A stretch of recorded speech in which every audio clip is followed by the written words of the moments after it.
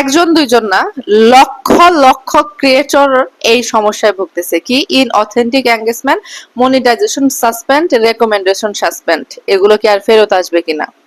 আমরা কেউ Facebook expert নই, আর ফেসবুকের নিয়ম, ফেসবুকের রুলস, ফেসবুকের আপডেট 7 দিন পর পর চেঞ্জ হয়।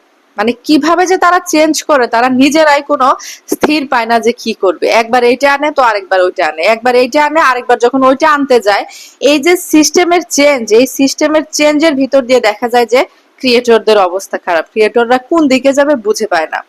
এক একটা আপডেট আসলে যদি কোনো সমস্যা নাও হয়, তারপরেও কি হয়, রিচ এমন পরিমাণে ডাউন হয়ে যায়, ইনকাম এমন পরিমাণে ডাউন হয়ে যায় যে তার কোনো ঠিক ঠিকানা নাই। তারপর দেখুন এই যে ইনকামের ব্যাপারটা, একই জিনিস একই ছবিতে একই ভিউয়ে দিচ্ছে একরকম টাকা, আরেকটা একই ভিউ একই রকম দেখবেন যে সেটাতে কোনো টাকাই দিচ্ছে না। মানে এদের আসলে কোনো সিস্টেমের কোনো ঠিক ঠিকানা নাই।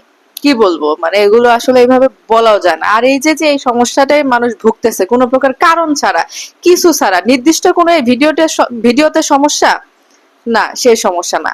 আগে এরকম থাকতো যে তোমার এই ভিডিওতে সমস্যা, তুমি এই ভুল কাজটা করেছো যে কারণে তোমার মনিটাইজেশন সাসপেন্ড করা হয়েছে, রেকমেন্ডেশন সাসপেন্ড, তুমি এই ভুলটা করেছো, তোমার এই ভিডিওতে সমস্যা, ওয়ার্নিং আসতো।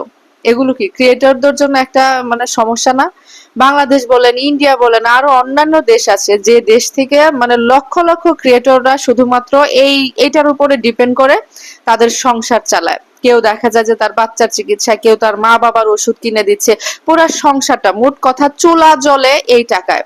এবং এখানে তারা 24 আওয়ার্স পরিশ্রম করে, 24 আওয়ার্স, কারণ রাত্রেবেলা ঘুমালেও পেজ চেক দিতে হয়, পেজ না হ্যাকাররা নিয়ে যায়, না কোনো সমস্যা আসে।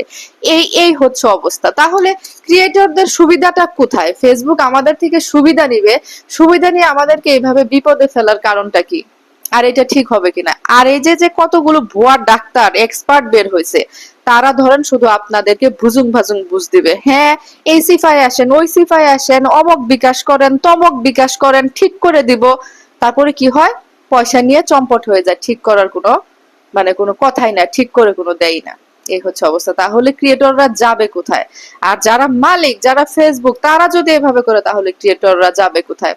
আর ইন অথেন্টিক এঙ্গেজমেন্ট যারা বলতেছে যে ঠিক হওয়ার মতো না, কখনো ঠিক হবে না, অবশ্যই ঠিক হবে। এই যে লক্ষ লক্ষ ক্রিয়েটরদের সাথে এমন করেছে, তারা কি ফেসবুক কাদের পয়সায় চলে? ফেসবুকও তো আমাদের পয়সায় চলে, আমাদের দিয়েই তো তারা টাকা ইনকাম করে। তাহলে তারা কোথায় যাবে? অবশ্যই ঠিক করে দেবে, কিন্তু দেখবেন নতুন কোনো কিছু লঞ্চ করে তারপর দেখবেন যে ঠিক করবে। এটা করেছে এআই। মেটার যে এআই আছে, সে এআই মনে করেন যে কোনো পেজ সমস্যা নাই, সমস্যা আছে, সকল পেজ গরমে ধরে এভাবে করে করে দিছে। এরপরে মনে হয় রিভিউতে মানুষ বসাবে, ক্রিয়েটর স্টুডিও না কি যেন একটা আনতেছে, দেখবেন যে ওটা আনার পরে হয়তো, খুব সম্ভব, আমার অভিজ্ঞতা যতটুকু বলে, কারণ আমার অনেকগুলো পেজ ইউটিউব চ্যানেল আছে, আমি সবগুলো নিয়ে কাজ করি, তো আমার অভিজ্ঞতা যতটুকু বলে এটা অবশ্যই ঠিক হয়ে যাবে। আপনারা কেউ কাজ বাদ দিয়েন না, আমার একটাই অনুরোধ, আপনারা কেউ কাজ বাদ দিয়েন না, ইনশাআল্লাহ ঠিক হয়ে যাবে।